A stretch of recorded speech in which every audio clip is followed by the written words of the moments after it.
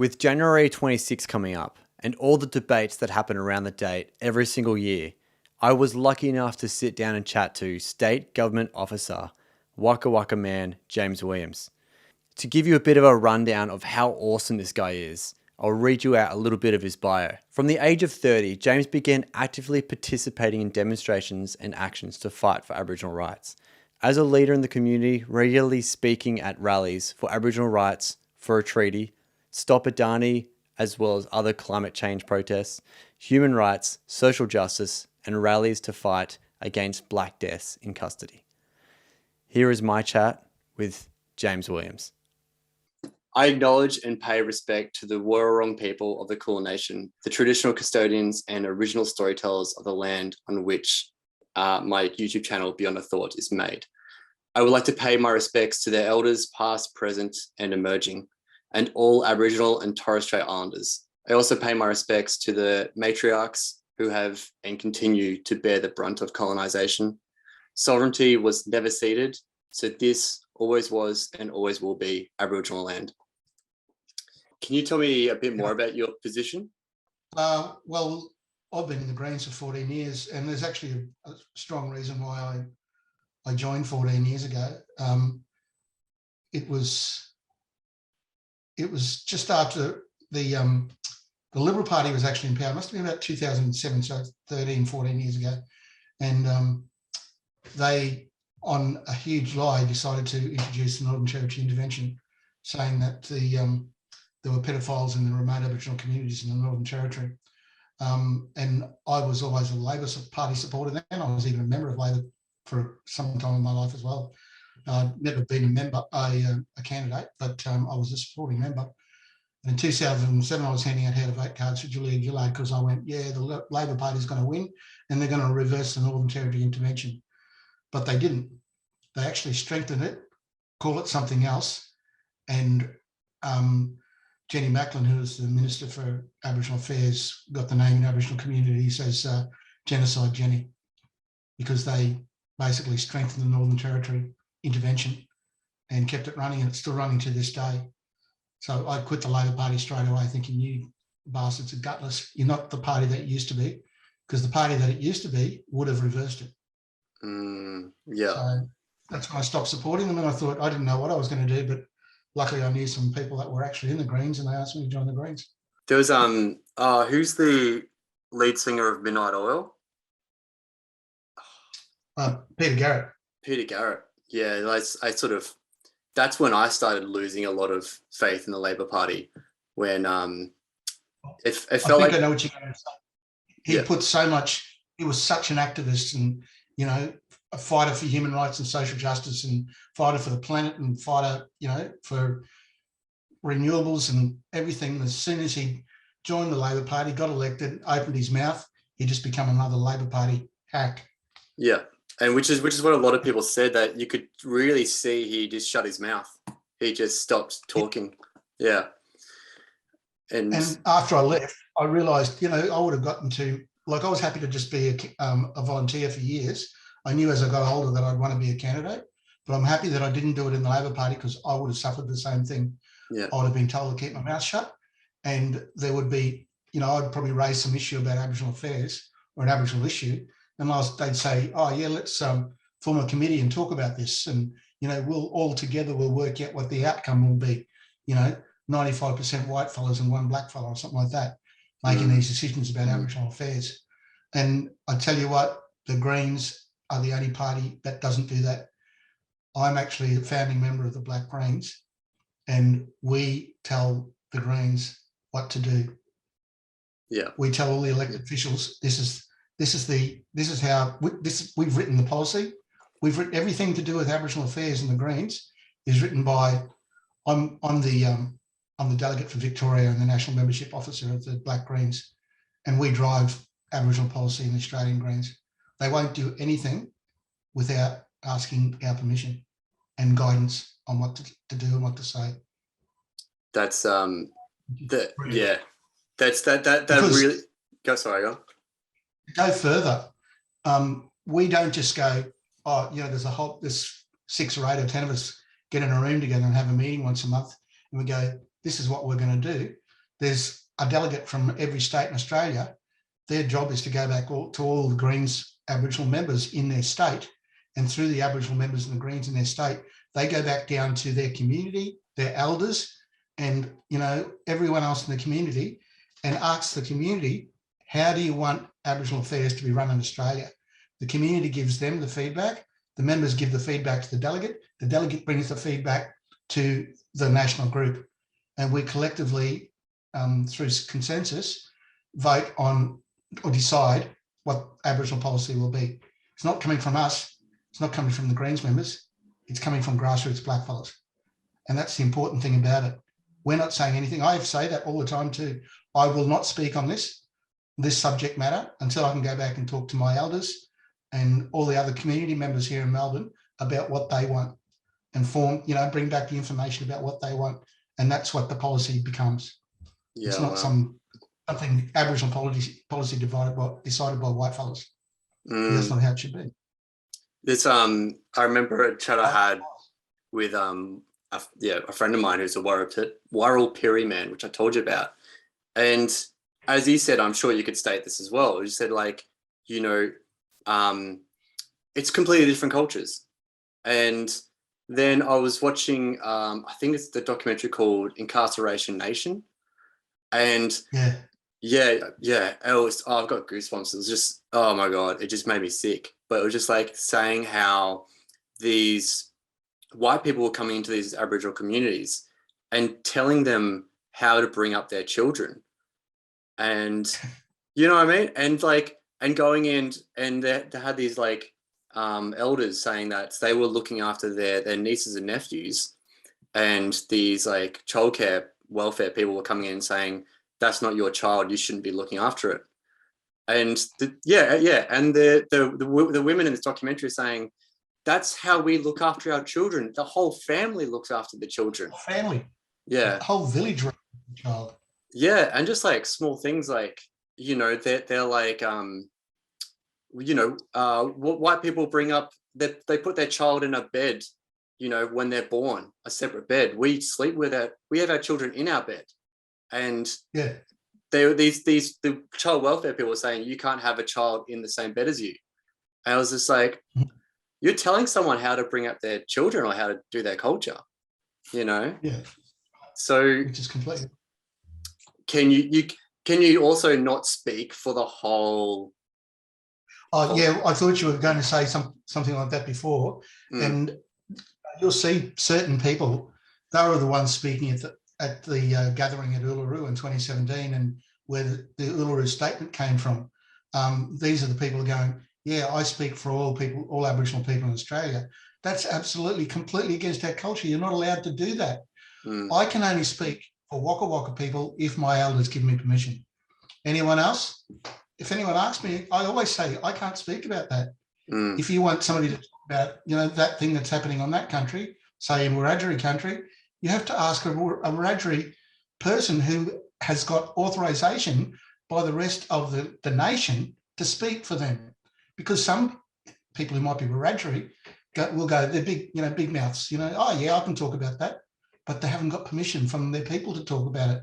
So they're doing the wrong thing. And that's actually happening in Canberra at the moment with a whole bunch of, there's a whole bunch of anti-vaxxers that camped next to the Aboriginal Tent Embassy for the last 4 weeks. They were kicked out last week, actually last Friday, by the police. Yes. Have you heard about it? Yeah, this is a hot topic. This is a very hot topic. Please go on. So the majority white fellas, but they're also, like in every society, there's, there are people who are different. We've got anti-vax black fellas, I'm friends with a couple of black fellas that are anti-vaxxers. I'd leave them as friends, because we've got plenty of other stuff that we've got common interests in. I disagree with what they say, they disagree with what I say, and we agree to disagree. But there were people actually leading that march. Bruce Shillingsworth is a friend of mine on Facebook, and he's the person who's the Aboriginal person who's supposed to be representing all the Aboriginal people in Australia, plus representing all the white fellas behind him. They're basically leading him astray. And he's getting a lot of attention, and he likes a bit of attention because he's never had any attention before in his life. So he's lapping it up. And so there's a handful of black fellas saying that they speak, and then they're getting people come from different countries to sign up to their cause. And they absolutely should not be doing that. They don't have permission from their community, from their tribe, their clan, their nation. You're not allowed to commit to that unless, because there's elders in the tent embassy. Like there's a fellow by the name of Jarrett. He's got made up some gammon traditional name, and he signed on behalf of, I'm pretty sure they were Wiradjuri people. He signed on behalf of the Wiradjuri people, and his biggest family have put out a formal statement saying he doesn't speak for us. We've asked him to come back to the family, into the tent with the family. He refuses to. The whole family is completely against what he's doing, yet he is signing off on for the Wiradjuri people on this crazy cause. Wow. And that's completely against culture. They shouldn't be doing it. That's So I understand that. I respect the culture. I won't say anything. If it's something that I need to speak about I wouldn't say anything about any other nation without their permission to speak. And I'd prefer to have somebody from that nation speak first, who has the authorization to speak from that nation. I don't even want to say anything. And if I say anything on behalf of my people, I'd go and talk to my elders first and ask them if it's okay. I'd be too shit scared to say anything without their permission, because I grew up understanding how to respect your customs and your culture and your elders. It's not hard when you've been, a lot of them didn't though, they missed out on it all. And it was all taken away from them because of the invasion of the country and genocide and trying to kill off our culture and stealing our land and murdering our people. That's why a lot of them missed out. Yeah. And now that it never, up until probably 10 or 20 years ago, it was never cool to be a blackfellow. Now it's cool to be a blackfellow and they all want to be one. What do you think that is? What do you think that this shift in society is, where like for example, I was telling my partner this, Sarah, you know Sarah. I remember when growing up in Ipswich, Queensland, which is where Pauline Hanson's from. I'd see every 26th of January, I'd see a protest of, Indigenous people, and it'd be a couple of hundred or something. I would never see, I might be generalizing, I hate generalizing, but I wouldn't see a crowd of white people or non-Indigenous people at these protests. And this is like 15 years ago. But, now we're getting this sort of shift where so many more non-Indigenous or white people like myself are turning up, I'll tell you what's happening.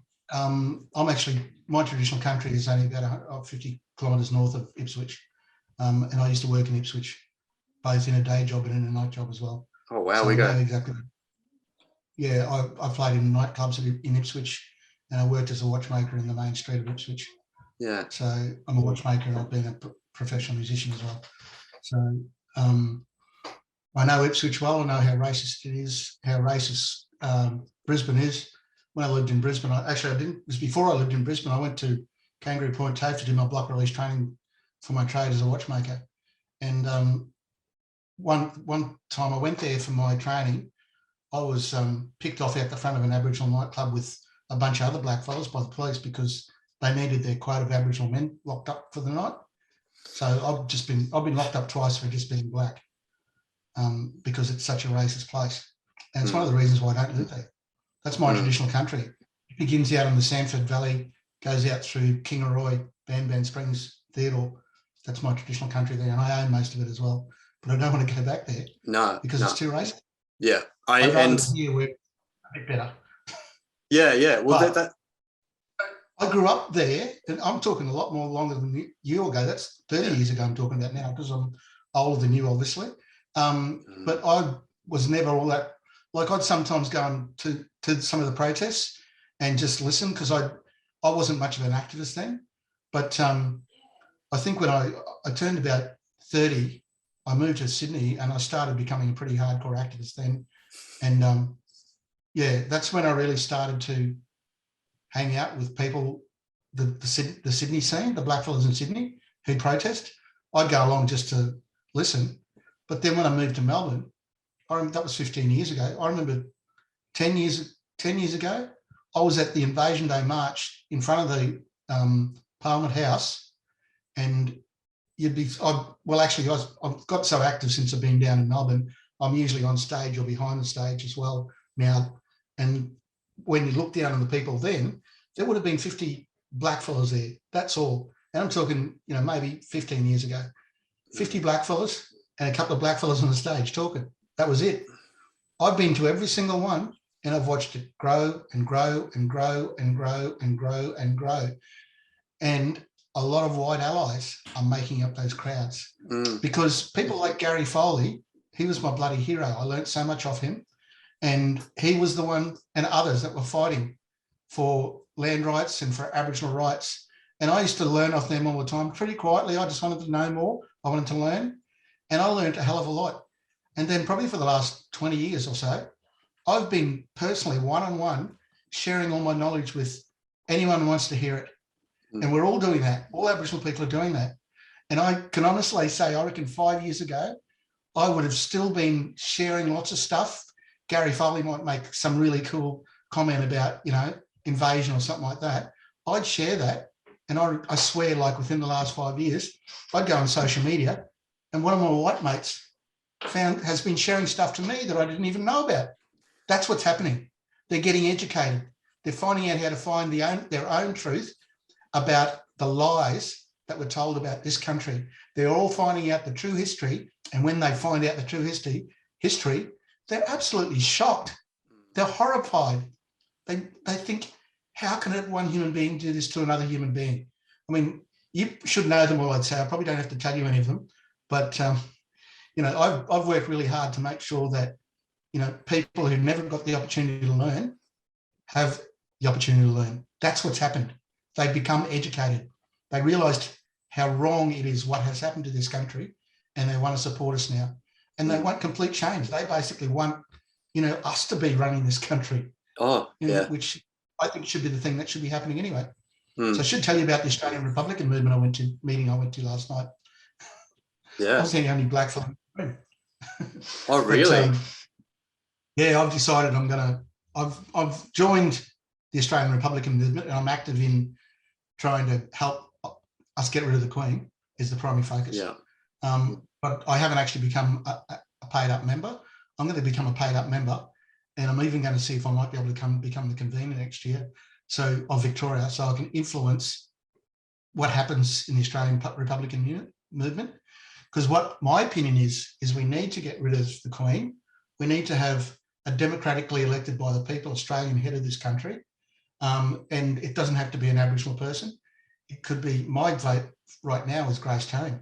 I'd like her to be the, you know, because she's a bit of a hero of mine in the way that she's, you know, she talks and she speaks and she acts. But, you know, not only that, but we need to actually change. It should still be a democracy, but we need to change the way it works. The whole constitution needs to be rewritten. This bullshit about Aboriginal people being recognised in the constitution, that's the gammon ones who are sellouts, you know, the ones that are getting money from their rich mates to be the Jackie, the one who says what the white fellas want to hear, or other idiots who just want to be powerful. Whereas the real grassroots mob have nothing to do with it. Sorry, I just got to do a quick cough. Jacinda Price. People like that, absolutely. You know, they're ridiculous. And they say that else, but they don't. You're not allowed to. And that's you've really helped open my eyes to that subject matter, because, you know, every year when, you know, January 26th comes around, you see, like, I've unfriended that many people on Facebook, you know, just because, you know, I've been educated thanks to social media. I think social media could be one of the reasons why people like myself are more educated, you know, and seeing people post something like, oh, Jacinda Price is, you know, Indigenous and she said this, and look at this man in this local milk bar, he said this and he's Aboriginal. And it's like, but like you said, it's like you're not speaking, and like my friend says, you're not speaking for the whole culture. You're not speaking for everyone. Not, you know, not every white man is in the Ku Klux Klan. Not every, you know, Jewish person is a Zionist, you know? So it's like so that's something that I've sort of come to realize. Like, these ones say these sorts of things, they get picked up by the right-wing press and they're given the loudest voices. Yeah. You know, they quote all this stuff because it fits their narrative. It's actually not the truth. The truth is coming from, as I said, we don't do anything without consulting with grassroots. And that's what the grassroots wants. I'm only speaking what grassroots Aboriginal people right across this country. And I'm talking probably 95% of Aboriginal people don't want to be recognised in the Constitution, don't want anything to do with the Uluru Statement from the heart, because it wasn't written by a group of Aboriginal people. It was written by white people.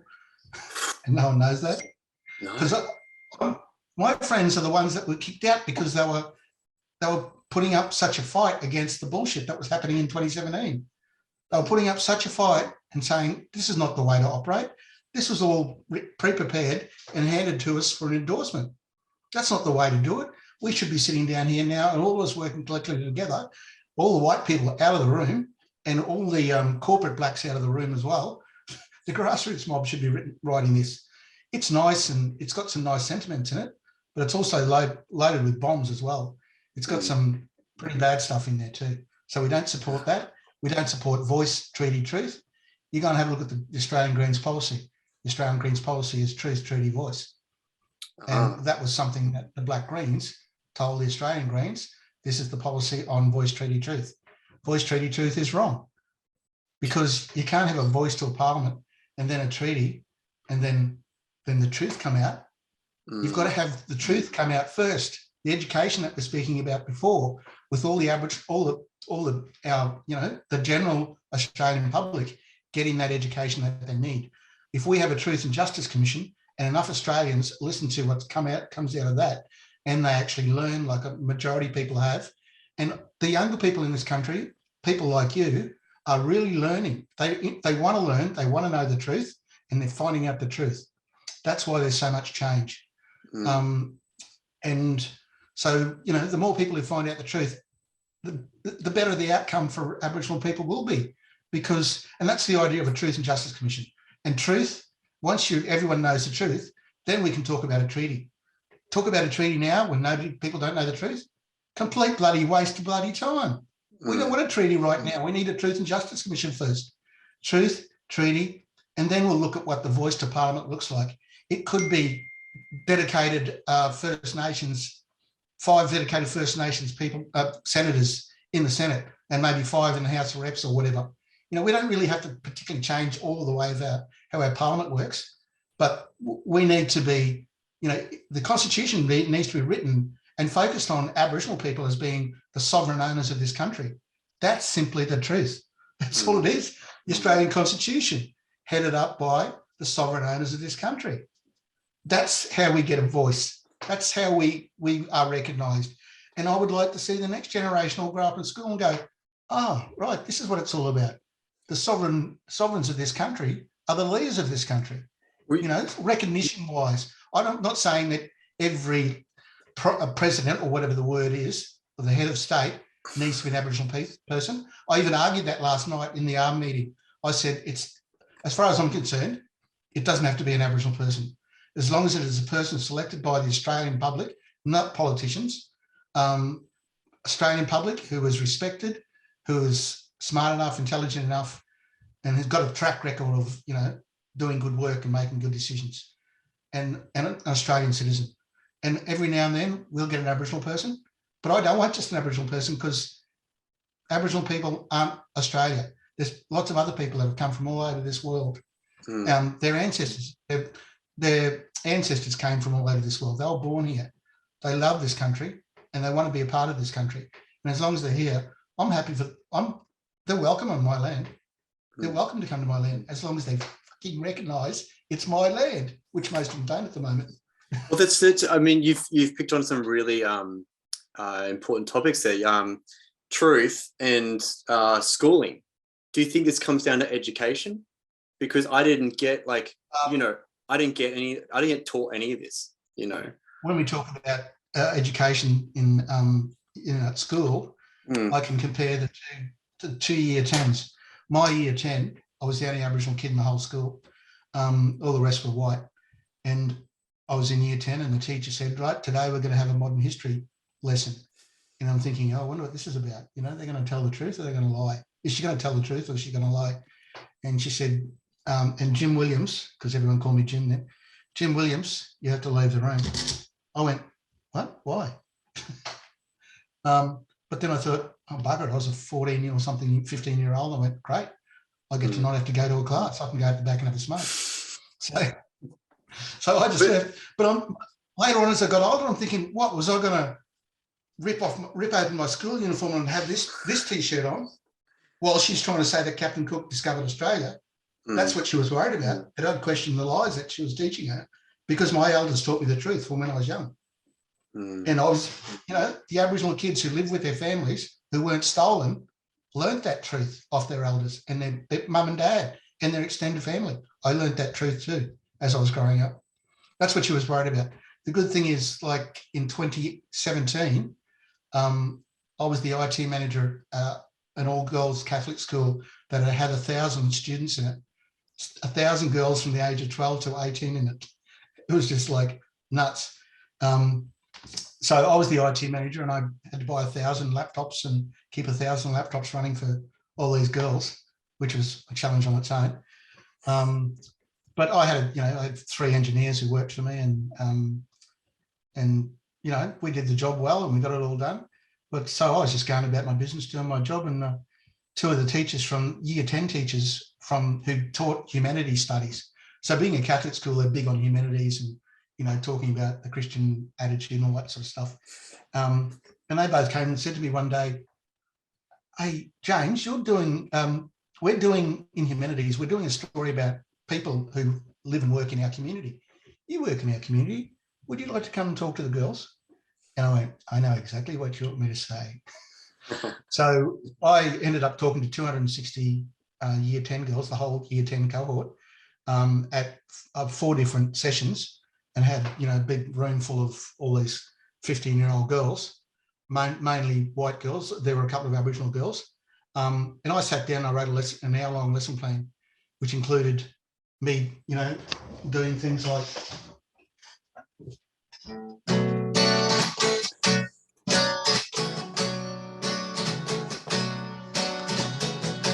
are the white man, you tell me now. You own this country, I don't know how. When we have been here for so many years, you denigrate and plunder the land. My people put food in the sand. The way you treat my mother brings only tears. Invasion days just passed in 2002. You want me to celebrate, but to my heart I must be true. I live by the white man's ways, but I'm a Murray deep inside. You want me to forget the past, my tears I just can't hide.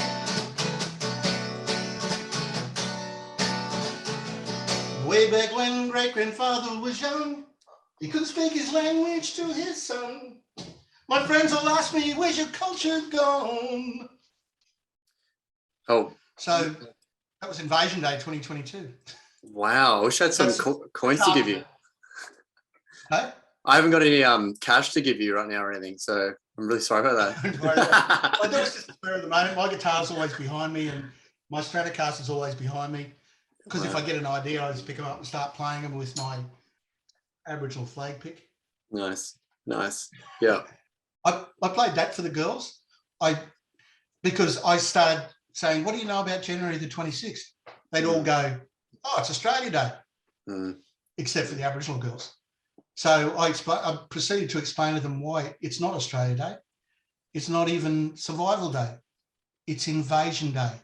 Because then I told them the whole story about this country was invaded, our sovereignty never ceded. We fought frontier wars. We constantly fought battles against the invaders. There's no mention of that in the history books, but those battles constantly occurred. And there were massacres. Once they had guns, we had spears, nullas, woomeras.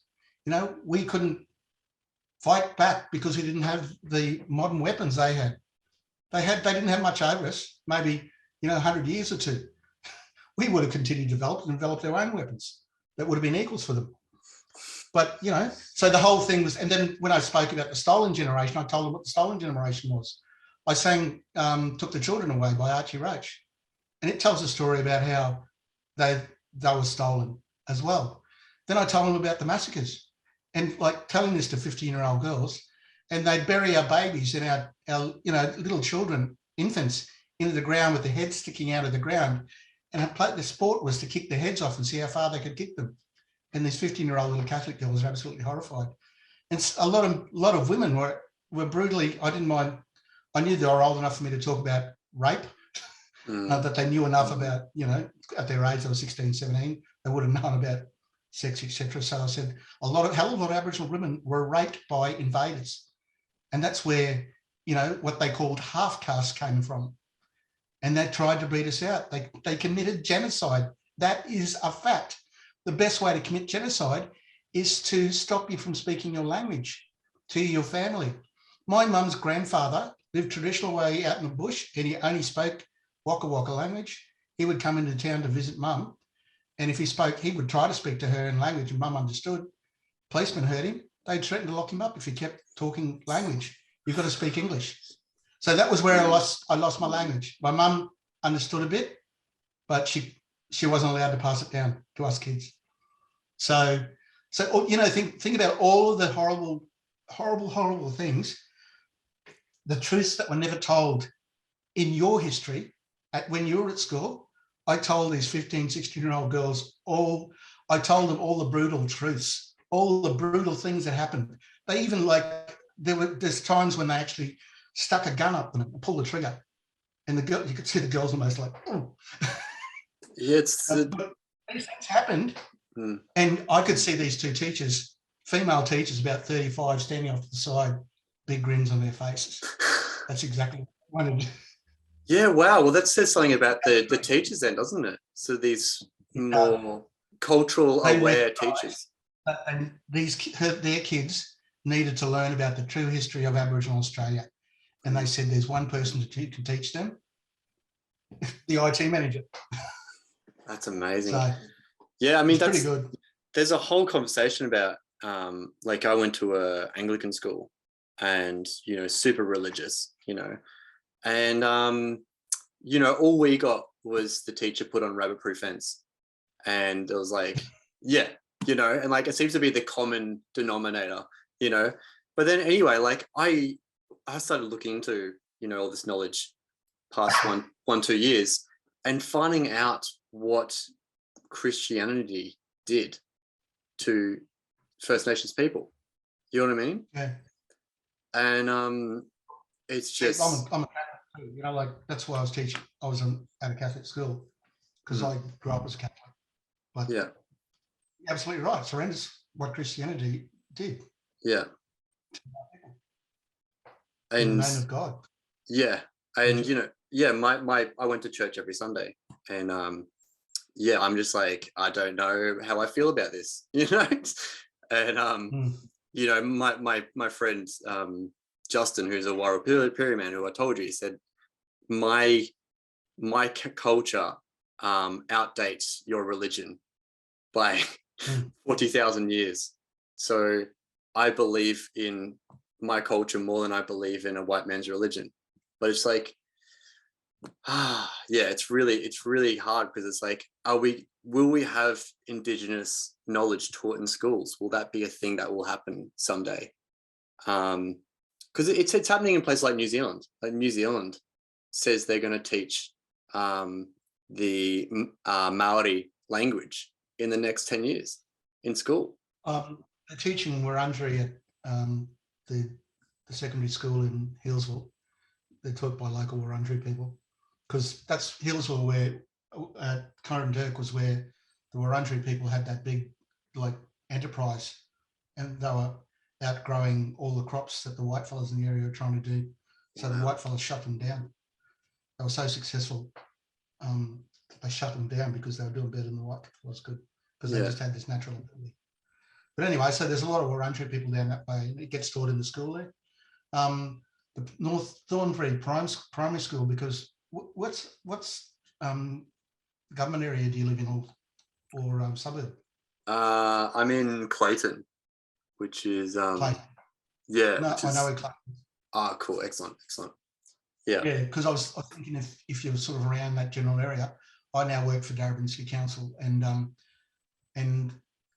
my job is I'm actually the emergency management officer, and if there's any emergencies in Darebin LGA, then I have to deal with them. You know, and I work with Fire Rescue Victoria, the SES, Police, Ambulance Victoria in Darebin.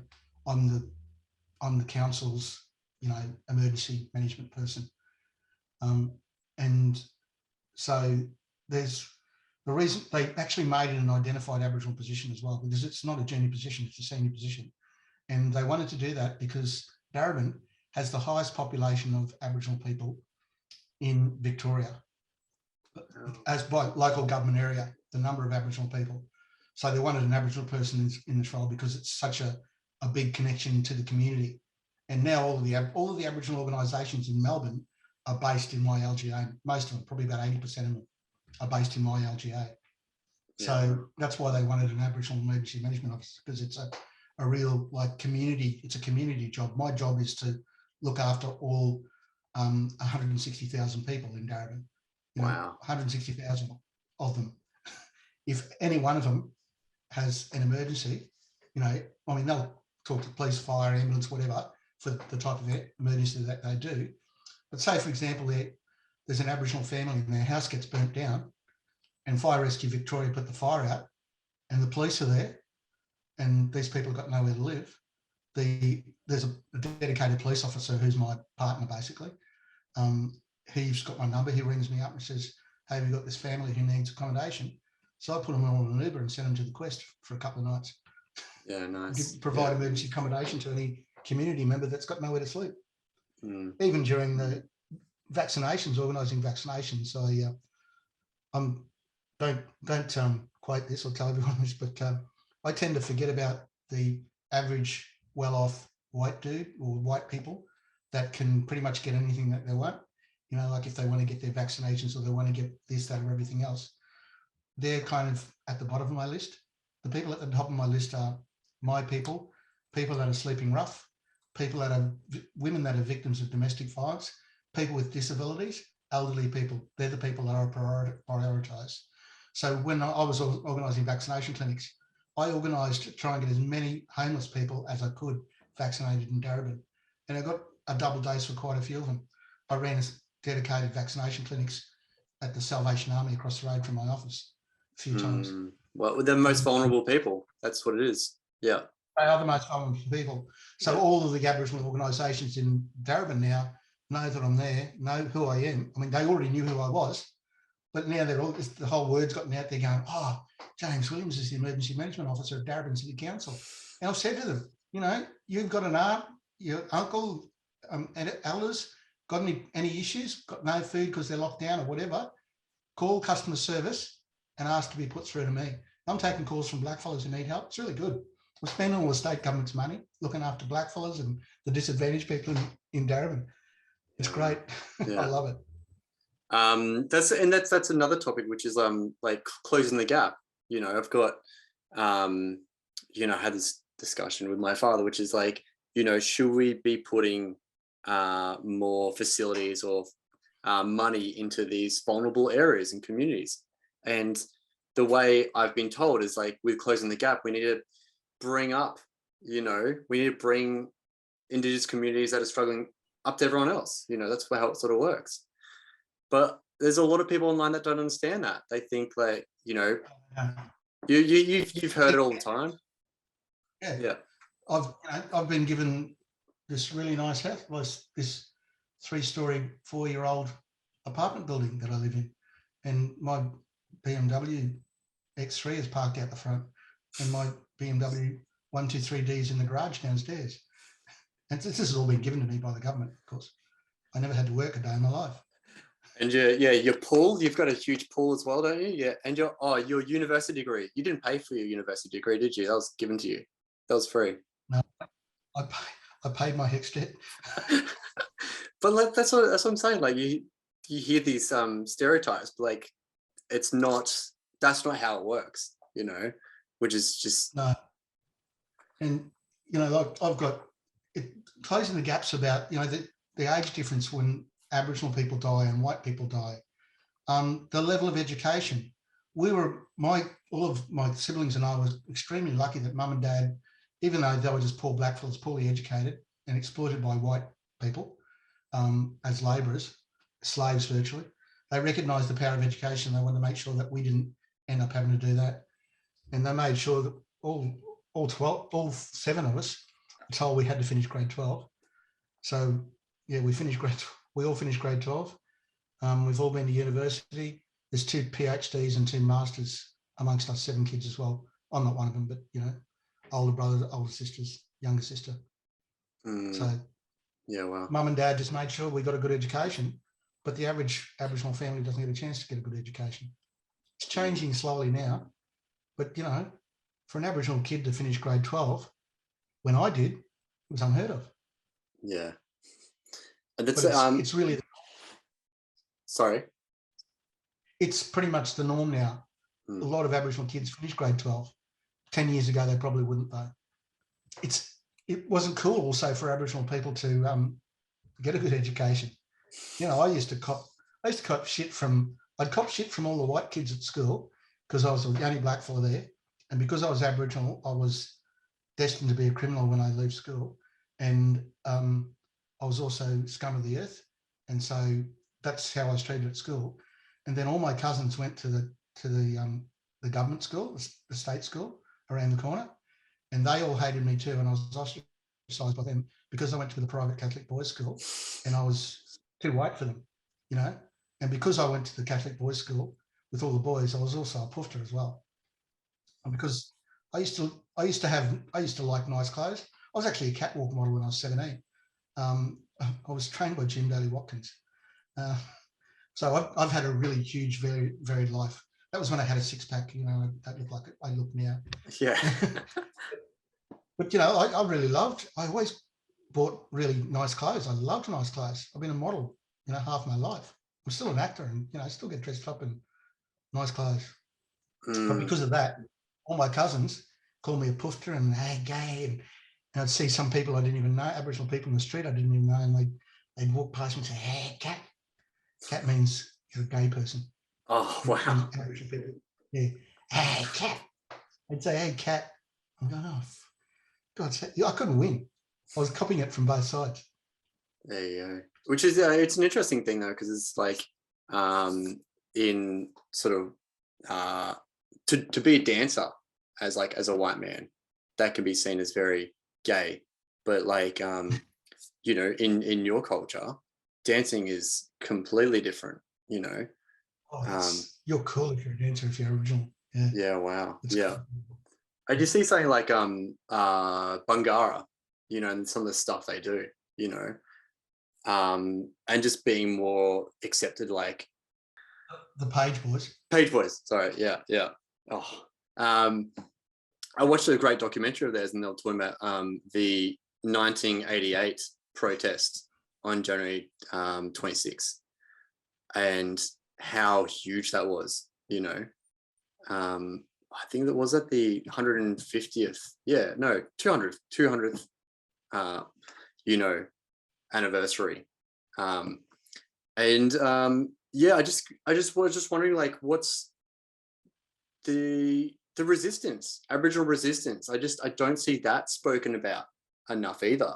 You know, like I'm talking about people like William Cooper, Jack Patton, you know, Pearl Gibbs, Eddie Mabu, you know, Bill Ferguson, just these incredible Indigenous people who sort of really changed the way for this country. I didn't learn about any of that in school.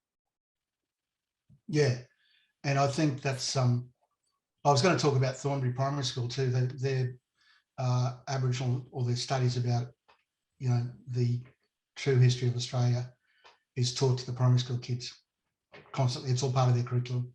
Yeah, wow. So that's one school I know, because there's a lot of the kids that go to that school are Aboriginal kids. Oh, wow. And you know, if you're a white kid and you go to that school, you're going to get a good education about the true history of this country. Yeah, because and in fact, the Darebin Council supports them on this. So they, help them with different things that are going on. And they did it like the kids did a long walk, like the long walk that, what's his name, the footballer did, to Canberra. Oh, too many things in my head. Anyway, the long walk, he walked from Melbourne to speak to John Howard in Canberra. Oh, wow. And he led this walk, and it was about Aboriginal rights and issues. And the kids in the primary school emulate the long walk. They do this little long walk, it's called. So they know what it's all about. They get taught why they're doing this little long walk. And Darebin Council helps them. And actually, like at the 11th hour, the member of my team who was running this, she emailed me and said, "Hey James, we're doing a Uncle James.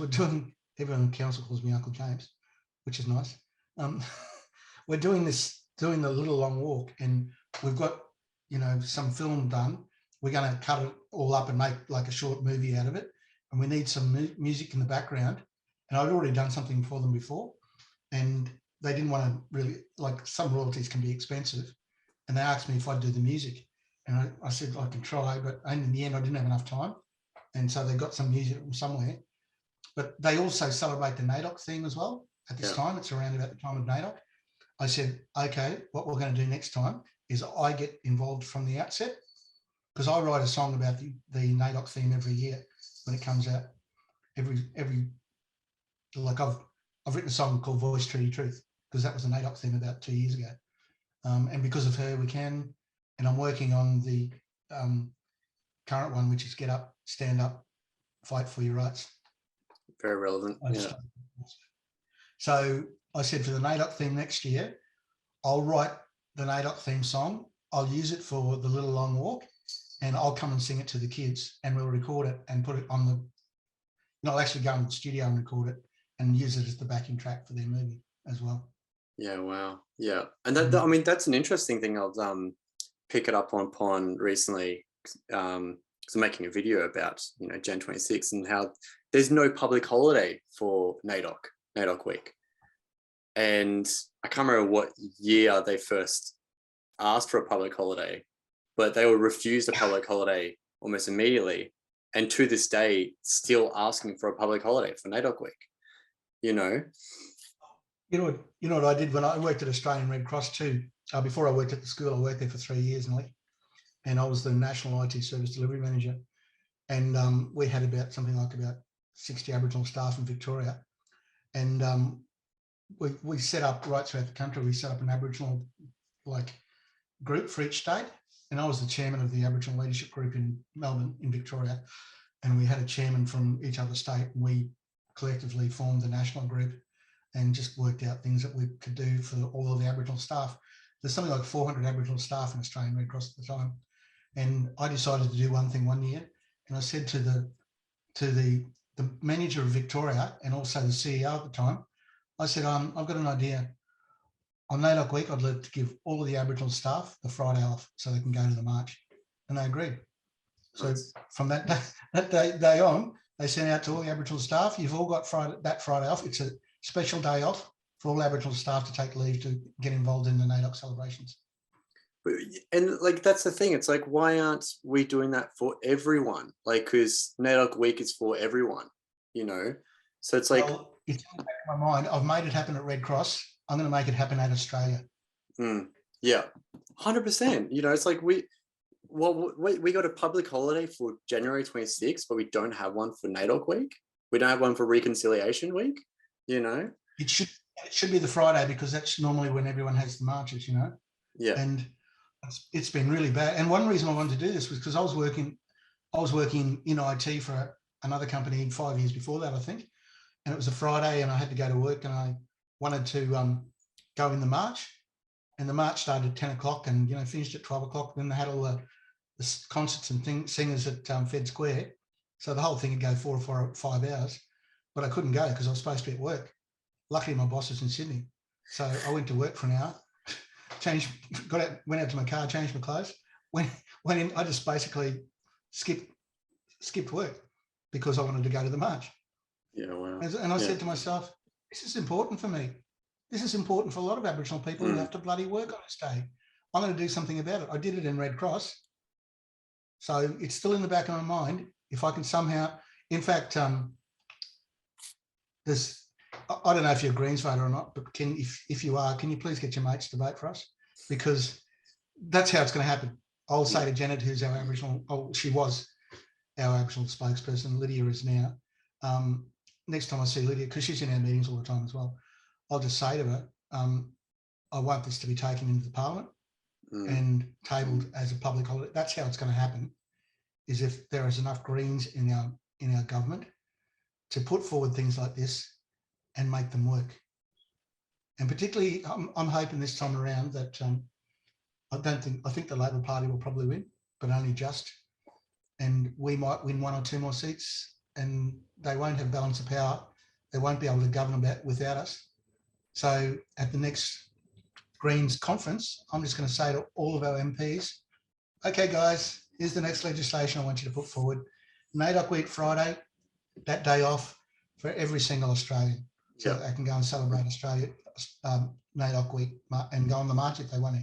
Because that, for a start, would be great for Aboriginal people, but also it would then give all the allies to get the opportunity to go as well, which would make it even huge. Yeah.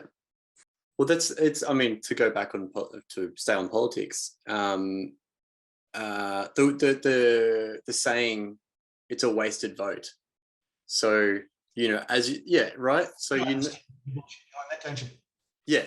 I mean, I've only just sort of been reminded by it because the Honest Government ads did a great little video about it. Oh, they're great. But like, I got brought up being told, don't waste your vote, you know, put, you know, one in the party you want and don't worry about the rest. But it's like, we have preferential voting here.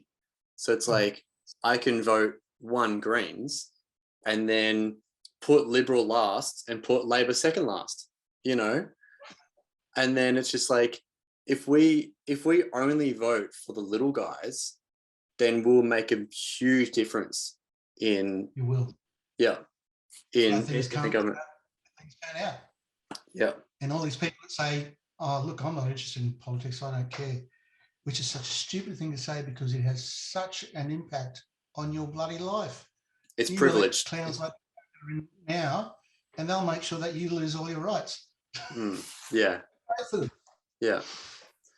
And it's that's how can I trying to convince people to like vote responsibly. I find that sort of almost the hardest thing because, you know, people are like, Labor or Liberal. It's like, well, you know, I want Labor to get in, so I'll just put 1 Labor. But it's like, if you put 2 Labor, that's going to make a much bigger difference, you know? Yeah. Put Greens 1, Labor second. If it so happens that the Labor Party candidate gets more votes than the Greens candidate, they might end up winning.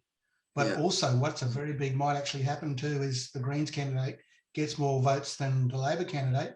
All the preferences from Labor goes to the Greens candidate. They kick everyone else's asses and they become the member. Yeah. And then the more Greens you got in our government, in our federal government, a fairer country you will see. 100% guaranteed. And it doesn't matter. Don't listen to any of the lies that the Murdoch Press talk about us. I mean, these people are all my friends and colleagues. And to just about every man and woman, they are really good quality people who care about this country and care about other people. I think that's the biggest problem we have is the Murdoch Press, you know. So that's another thing I'm thinking how I can bring the Murdoch Press down. The only way I can do it at the moment is because I'm still in IT. I'm studying cybersecurity at Melbourne Polytechnic, and I've got all the hacking tools that I need that I could hack into. I can actually bring down the federal government, but those guys who work in cybersecurity and they're pretty clever, they wouldn't take them too much trouble to find me. So I'm not going to do that one. But then press servers, I might be able to get away with bringing them down without court. Yeah. Luckily, Kevin Rudd is trying to do something about it, you know. But I mean, like they've just got too much power, and I'm thinking, I feel like just doing bad stuff to shut them down. I wouldn't do bad stuff. I'm too honest and too ethical to do anything bad. And why I'm doing cybersecurity is to help protect people. That's why I'm learning it. It's not about destroying people. It's about keeping people safe. Is why I want to do it. Yeah. With great power comes great responsibility. Yeah. Absolutely, and I get that. But also, I'm really lucky that I was brought up and taught to be honest and ethical. So that's exactly what I am, and that's what I teach my kids as well. Actually, you brought up a good point. I just wanted to speak about organizations like Stop Adani and what we're doing for climate change. It's like, do you think, how do you think the battle is going for getting, trying to do something about climate change? If we'd actually made an impact on them, we wouldn't be in the situation we're in. But this is what I think you probably realise this, but what a lot of people don't know is that the way that the two old parties work, we all need money to campaign to get elected. Now, I've always taken donations, like $5 or $10 donations from members or people who are Green supporters, just grassroots people. I've had a good friend of mine who has been in the parliament, and the last time she ran, some local business owner offered her $10,000, and she just turned around and told him to fuck off, which is brilliant. She's a little Asian chick. She turned around, like, the Greens can't be bought. Not like the two old parties, they're bought. Yeah. They're given hundreds of thousands of dollars by a particular person, and then they can pour that money into their campaigning and blocking the other party and big billboards, the whole shit that gets you elected. And then once they're elected, they come for their payback. See that land over there, with that blackfella land over there that's got native title on it? You know that I'm a miner, and we want to start drilling some, see if there's anything over there, because we do believe it's got a lot of valuable, deposits of whatever mineral they want to mine. But we've got a problem, because we've got these blackfellas over here who have native title. And so that's the biggest problem with native title. The government can go, yeah, don't worry about that. Just give us another 100,000. We'll get rid of the black cunts. They can remove their native title. That's why we want land rights and a treaty, so that when they come and say that, the government can't do anything. They can't take our country off. They can still take our country off us. There's nothing stopping them. So native title is a crock of shit. Quote me on that. So no, that's fine, because I keep hearing the same thing, and like even Lydia Thorpe is saying, until we have a treaty, things won't change. Or like what was happening with the Jabberong and the trees. It's like, you take our trees, you don't get a treaty. It's like, how are we going to move forward if we don't have a treaty? If we can't have reconciliation. So it's a tricky situation. That's how I sort of understand it. It's like not having that education, or not having the knowledge of everything that's happened on January 26th, everything you just said, and knowing, William Cooper and all these other amazing people, if people brought up knowing this, we probably wouldn't be wanting to celebrate, I actually had a few things that I've made a note of that I wanted to tell you about, or talk about too. Yeah. And if I can just read this to you, I mean, I could send you, these bits, and you can write them out or whatever, or quote them from me if you want it. You can say you're celebrating Australia Day for reasons, for other reasons, but the uncomfortable truth you refuse to face is that the one and only reason you and your people can celebrate here on this land is because it was violently and brutally stolen from my people.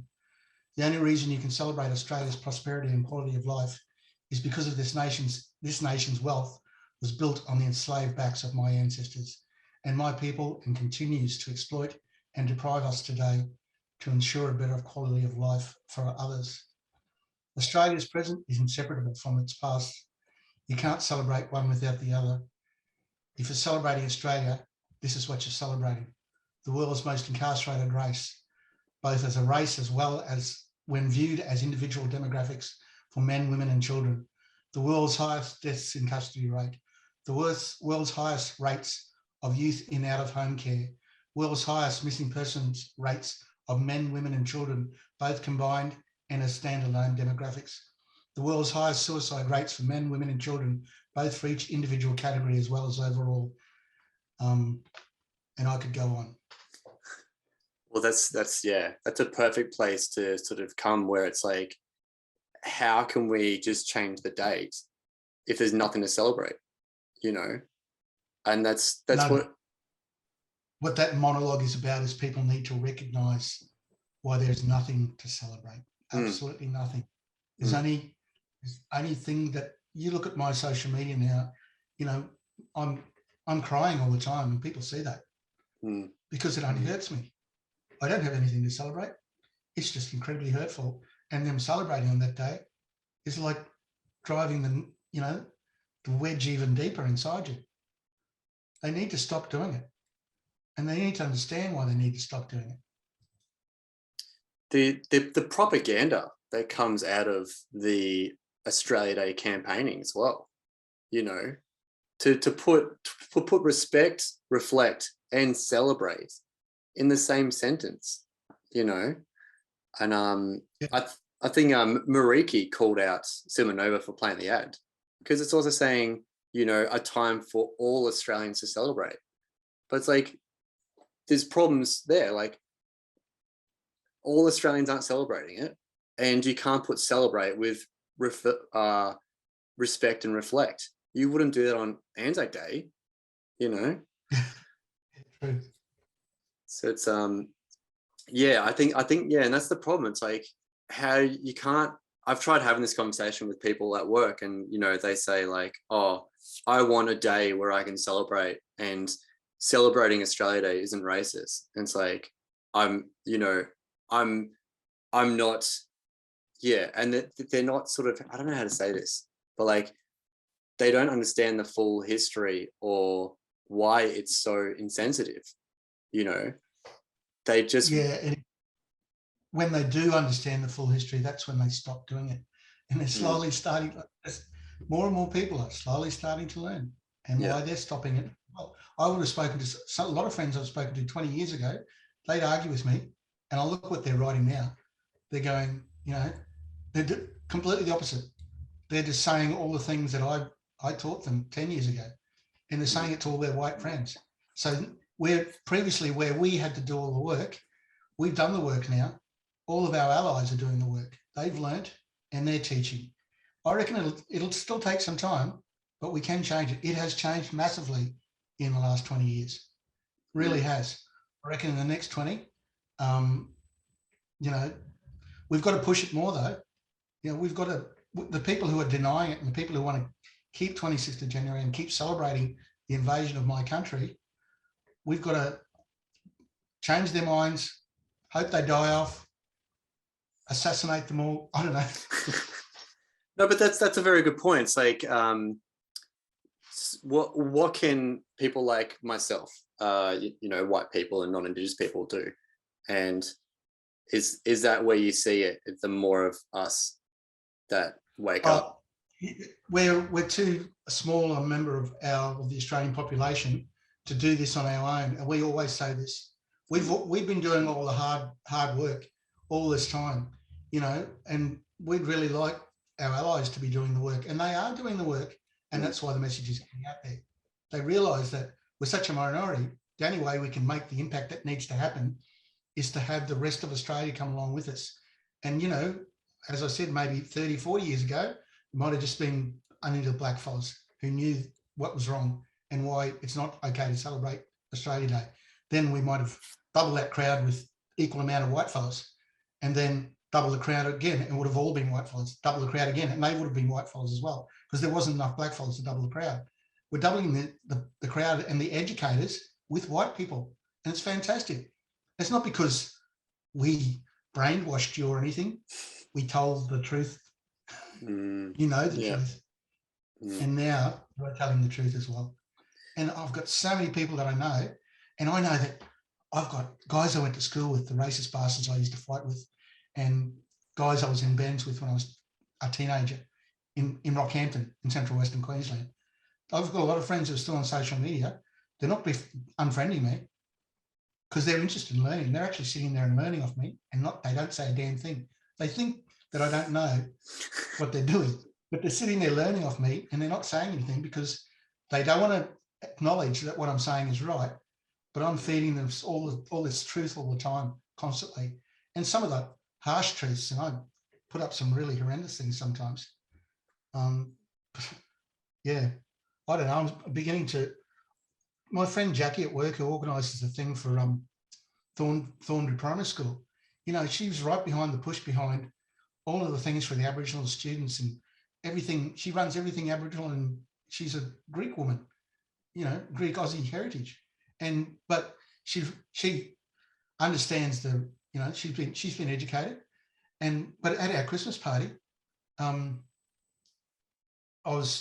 don't know, she heard me talking about the Greens. She said, I don't like the Greens because they're trying to cancel Uluru Statement. What? I said, yeah, no, she's been given this education. She's followed the lies of the right-wing press and the people that are saying the Uluru Statement is what, you know, give our Aboriginal people a voice in our parliament by writing them into the Constitution. They don't know what it's loaded with. They think it all looks really nice. And that's the package that has been presented to the Australian public. And she's fallen for it hook, line and sinker. And she said, I don't like the Greens because they're saying they don't want they don't like the Uluru Statement, and they don't want Aboriginal people to be written into the Constitution. The Greens are crazy. Jackie, guess who wrote that? She went, somebody in the Greens, I suppose. I said, I did, Jackie. Amazing. I did. Yeah. With Lydia and my sister and the other delegates from all the Black Greens rights around Australia. She complains about an Aboriginal policy written by me and my fellow Black Greens. She didn't know what she was walking into, because and she said, well, I still don't. I said, Jackie, when we get back to the office, I'd like you to go to lunch with me and I'll talk to you a bit about it. And it'll just be an education for her about what the truth is and why. But I'm also going to give her a couple of Facebook pages to follow, like Blackfellow Revolution and what's it called? Sovereign Union. If you haven't seen those two Facebook pages, Sovereign Union and Blackfellow Revolution, they're very articulate Aboriginal people, obviously, who they're both very good at getting all that stuff. They dig more than I do. I've been following them I've been on their page for years, and, you know, probably, I don't know, 75% of the time I write stuff I already know. And every now and then they'll just come out with this great stuff. The right-wing press sort of put in this thing against the Greens and Lydia Thorpe and January 26, and saying how, you know, we need to talk about the real issues, and the real issues are out in our rural communities, you know, where Indigenous people aren't getting much support. And it's just like, they're sort of, I find it interesting how they're sort of saying how, you know, the Greens and Lydia Thorpe and et cetera, aren't talking about these issues. Just that we're only, or, you know, the Greens and Lydia Thorpe are only thinking about January 26. And it's like, I think I heard her say in a talk where abolishing Australia Day isn't important, but it's symbolic. It's symbolically important to do it. Like, of course, and like I saw her talk about this at Invasion Day last year. Like, of course, we're talking about all the other issues out there, like the Uluru Statement, which you've mentioned. But the reason why January 26 is important is because symbolically it's wrong, you know, and that really sort of made me realize why, you know, Sky News and et cetera, they don't understand the importance of it, of symbolism, you know. So yeah, a lot of these problems in remote communities is because there's some, you know, white fella flew in from Canberra and said, you know, I'm here, I'm the saviour, I've got all these things I'm going to help you with, but they're trying to think their culture is going to work. I mean, the only thing that would empower those communities and give them the support that they need, so that elders in that community can run that community and give the community what they need. All of the problems will disappear. Yeah, it should be run by the elders in those communities, and all these white fellas that say, yeah, we keep throwing money at those black fellas and they just keep pissing it up against the wall. That's not throwing money at the black fellas is not the solution. Making sure that they've got the support that they need, and, you know, it's empowering even just an elder in that community, make sure that they're well educated, you know, and that they understand how important it is, why it's important to care for their community, and they would never sell them out. They'll just make sure that you know, everything that happens in that community needs to happen does happen. Led community controlled everything.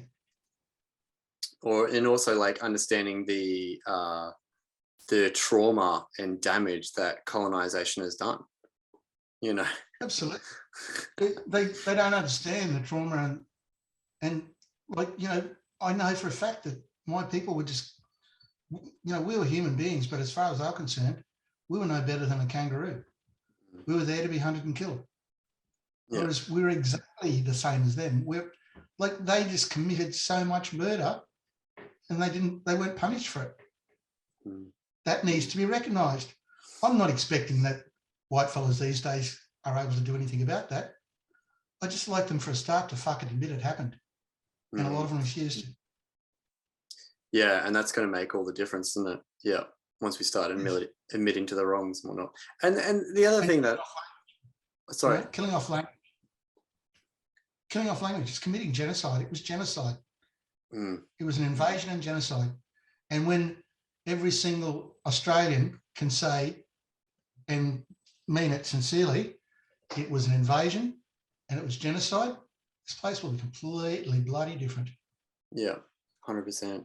Cops won't just start locking us up by racially, you know, they're racially profiles and just lock us up. I'm frankly sick of that, because I'm one of the most well-educated Aboriginal people in Australia. I'm a community, you know, a strong, honest community member who fights for people, works for people. The funny thing is, having to work with the police now. I was in Northcote Police Station on Wednesday to meet the manager, the senior sergeant, because he's the officer that I work with in emergency management, and he's just new too. So I organised for me and one of my other emergency management colleagues to go over and meet him and have a coffee with him. And he took me around, showed me the police station, introduced me to all his staff, and it was so funny. You know, first time I'd been inside a police station where I wasn't worried about I was going inside there because I was in trouble. Oh, yeah, completely different. It's just ludicrous that I should feel like that.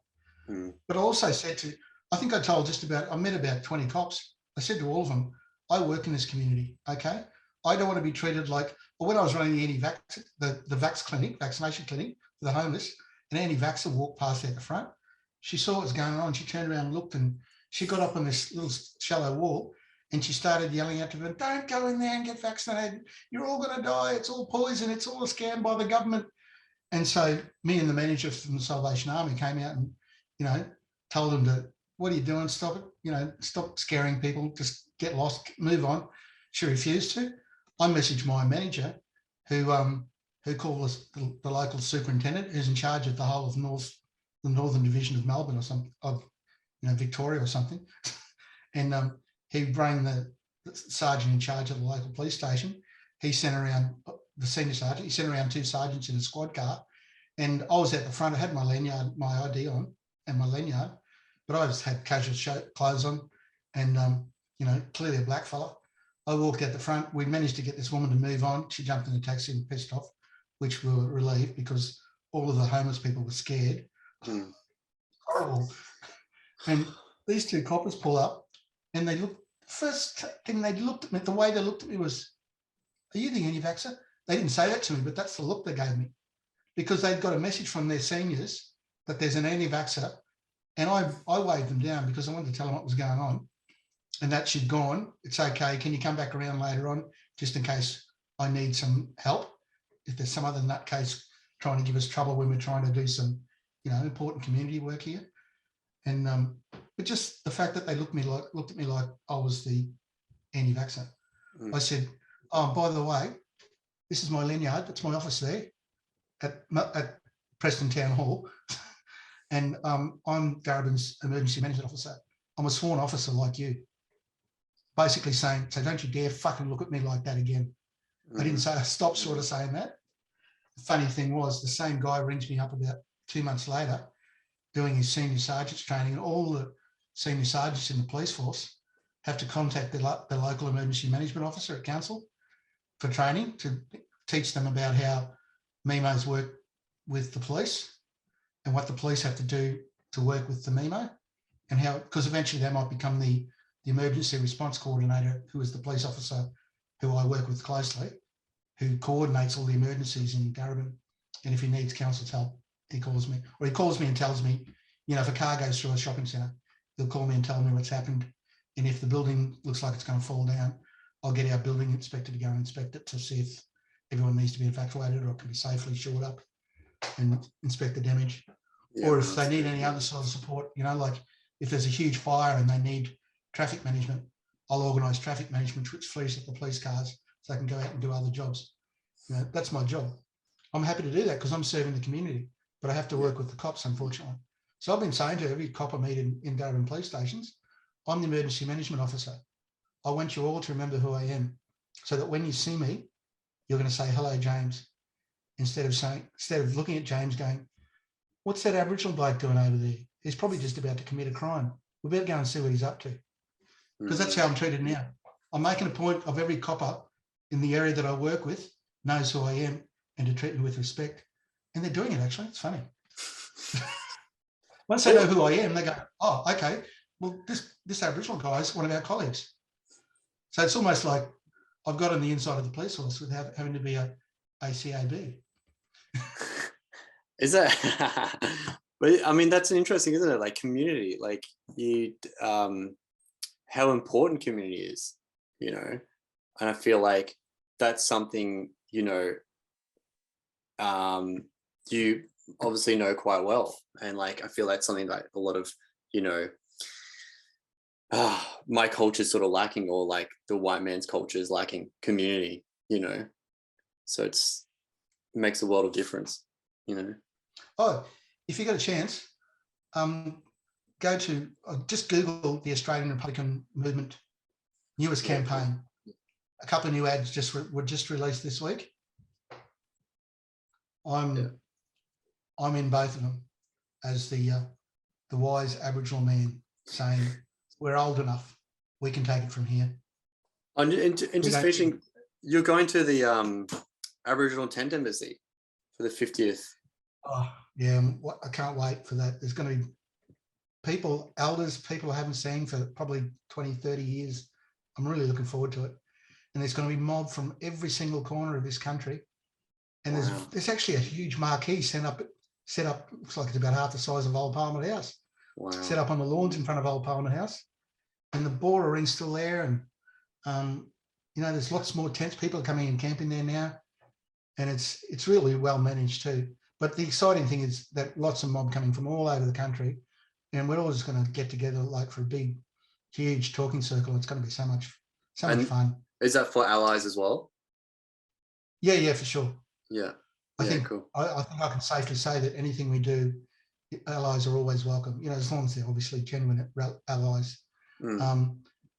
But yeah, there'll be white fellas there, I'm sure, who just want to support and help and cool. I have to look it up. Because of the bullshit that went on a couple of weeks ago, I found out I'll just quickly finish up with this. I found out one of the journalists for The Age who was following it closely because the portico in Old Parliament House was burnt down, the front entrance, by the grifters, the anti-vaxes, and all of the Aboriginal leaders have been jailed